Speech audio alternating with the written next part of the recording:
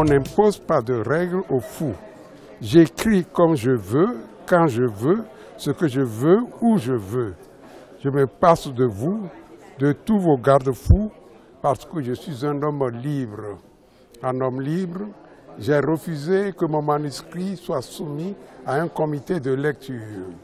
Non seulement, je me fous donc de tous les comités qui sont créés dans toutes ces organisations de par le monde, surtout ceux dont on parle et qu'on appelle machins.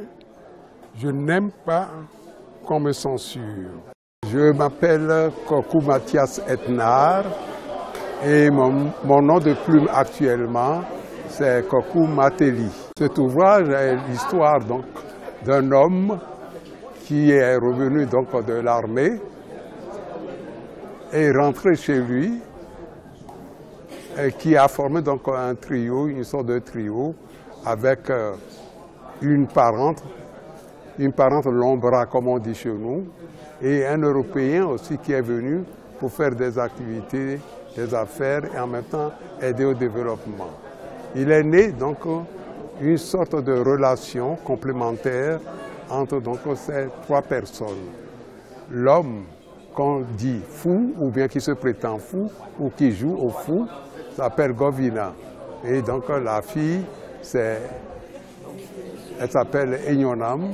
Et elle est infirmière et sage-femme, mais elle fait beaucoup donc, des activités humanitaires.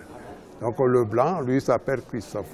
Donc à eux trois, ils vont rentrer dans une sorte de tourbillon qui va commencer d'abord par une révolte donc, des femmes féticheuses qui vont vouloir se venger sur le blanc qui avait renversé un garçon.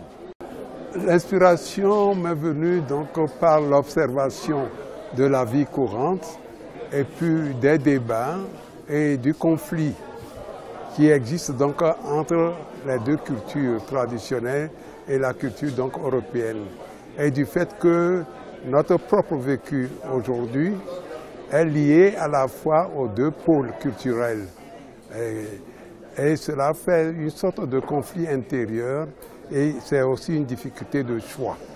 Donc, il s'agit surtout ici de montrer comment la femme peut être au centre donc, des changements. Et donc dans les personnages, il y en a trois qui sont importants, qui incarnent des valeurs différentes mais complémentaires.